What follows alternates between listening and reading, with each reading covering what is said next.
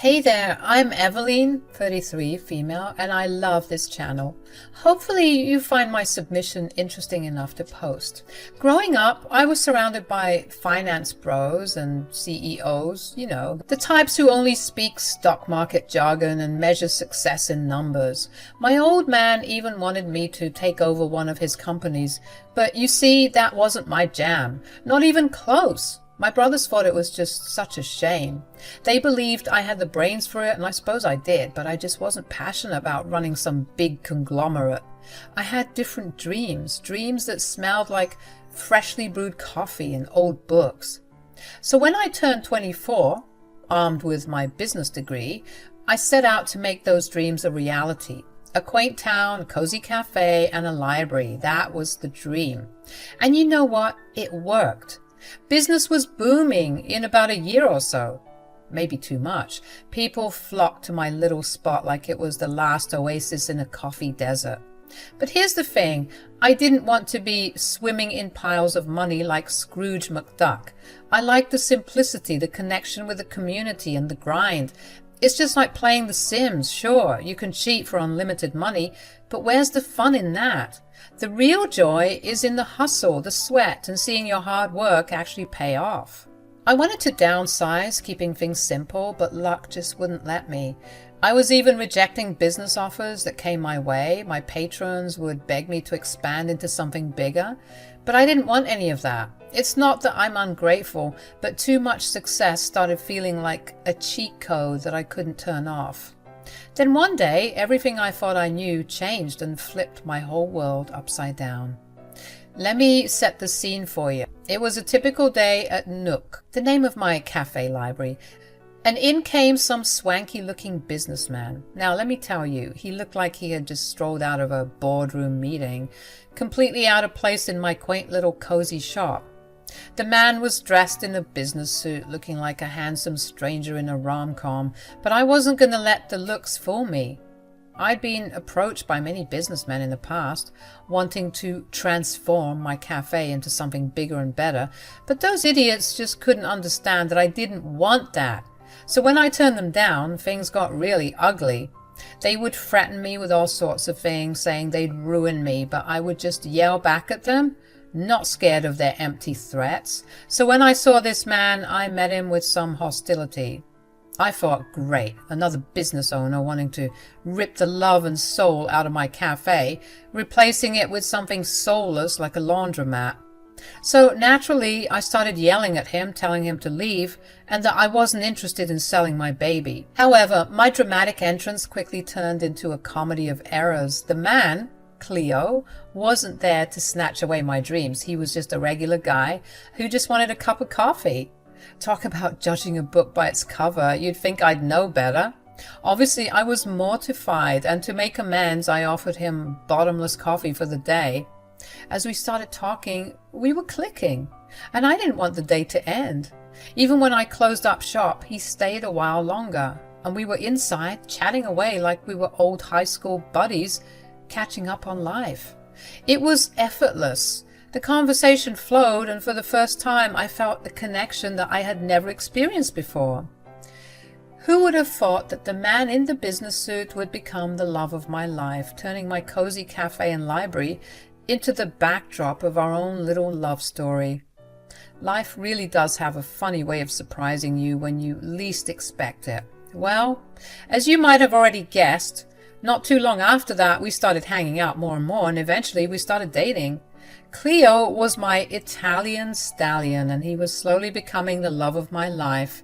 He had this irresistible charm and that accent. Oh, don't even get me started. We clicked, and before I knew it, we were married. But here's the twist. Cleo's dad, Arnaldo, was not your regular Italian nonno. Arnaldo was a successful entrepreneur himself, and he had this vision for Cleo to join the family business. That meant bidding farewell to our cozy little town and heading to the bustling city. And you know me, I wasn't thrilled about it. I loved my little cafe and library, and the thought of leaving them behind felt like tearing down a part of me. Cleo, I appreciate the offer, but I can't just get up and leave my little haven here. This place is my dream, you know that. Eveline, I get it. Your cafe is amazing, cozy, full of character. But sometimes stepping out of your comfort zone can lead to even greater things. Greater things? I like my life to be simple. Simple is good, but there's a whole world out there waiting for you. Think about it. Expanding could mean more people experiencing the magic you've created here.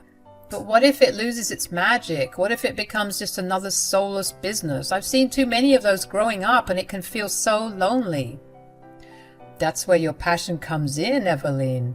You've poured your heart into this place, and that essence will stay with you no matter where it goes. Plus, you'd be reaching more people who need that cozy escape.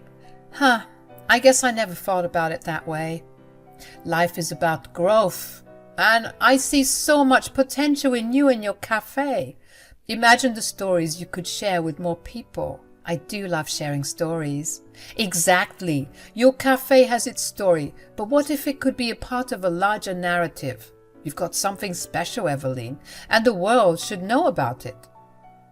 You make it sound tempting, Cleo, but it's scary. The best things in life are usually, Eveline. You won't be alone in this. I'll be right there with you. But love makes you do crazy things, right? So I agreed. All right, Cleo, let's do it. Let's see where this journey takes us. That's the spirit. Who knows? The next chapter might be even more incredible than the first. I packed my bags, kissed my little town goodbye, and embraced the unknown adventure that awaited us in the city. And let me tell you, city life was a whirlwind.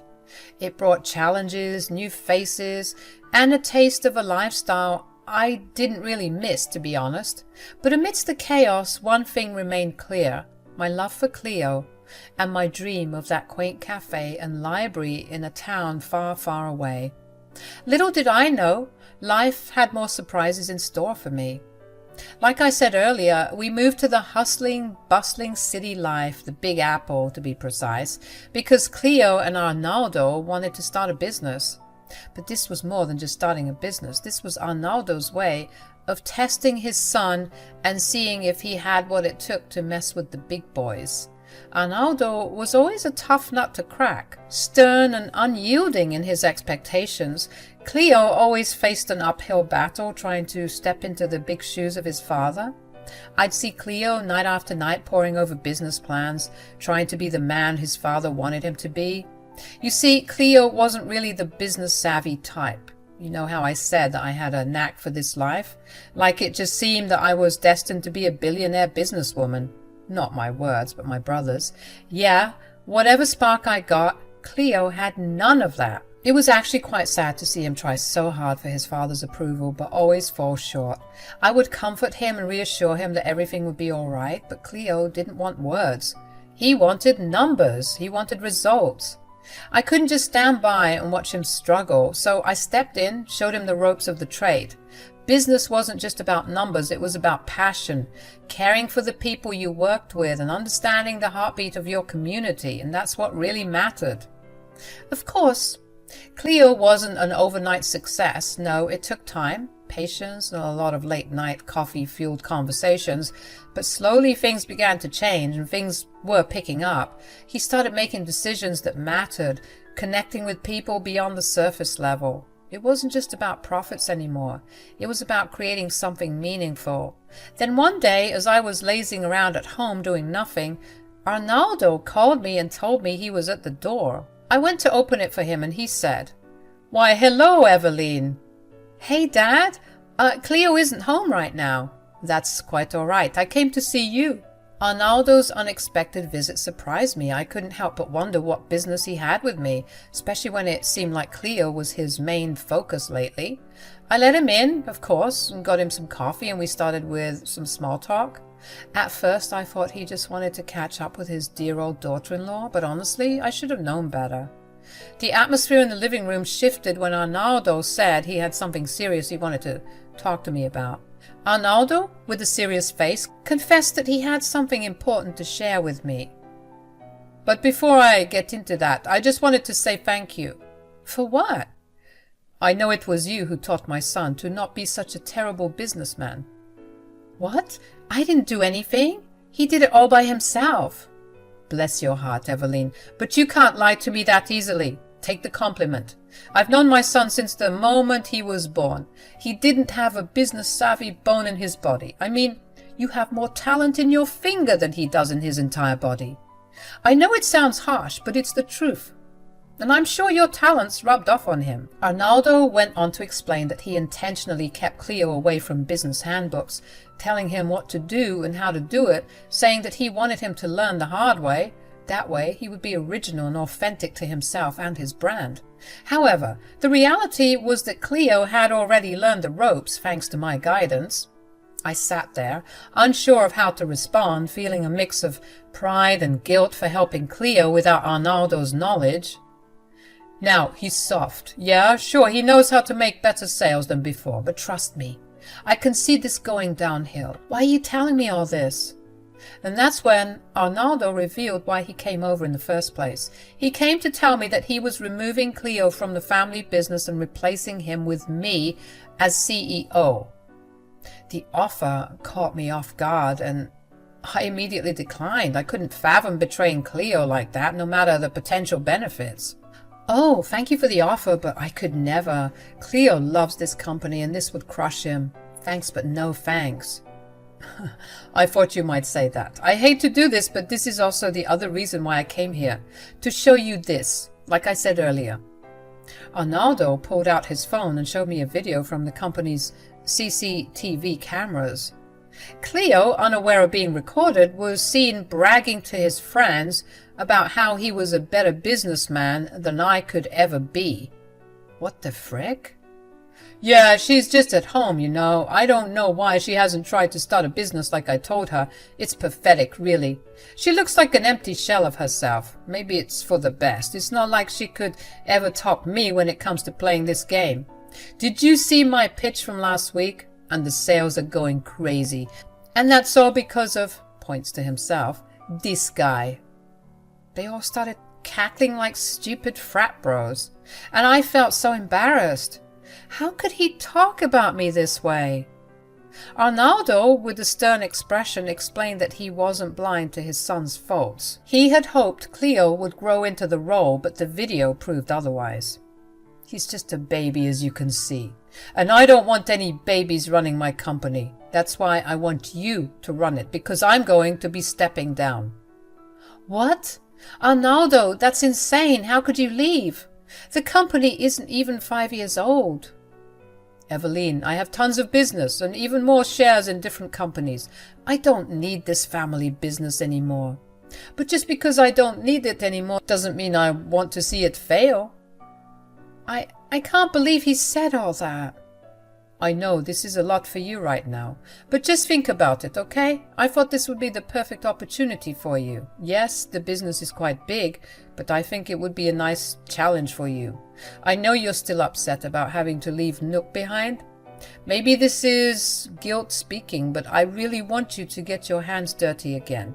You're a beast when it comes to this. You know this. My emotions were a whirlwind as I processed the unexpected turn of events. The offer to take over the family business felt dirty. I told him that I'd think about it, and that's when he went on his merry way to God knows where, probably to start another business or something, since that's all he ever did. When Cleo got back home from work that day, I couldn't help but see him differently. Could you blame me? It turns out I didn't know my husband after all. In the following days, I was acting a bit cold towards Cleo. I couldn't shake off the hurt caused by his words, caught on that stupid video.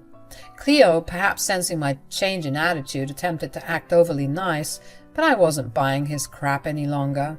As time passed, my anger and resentment only got worse. The realization that Cleo, my own husband, had spoken so badly of me for the sake of bragging to his cousins and business partners pissed me all the way off.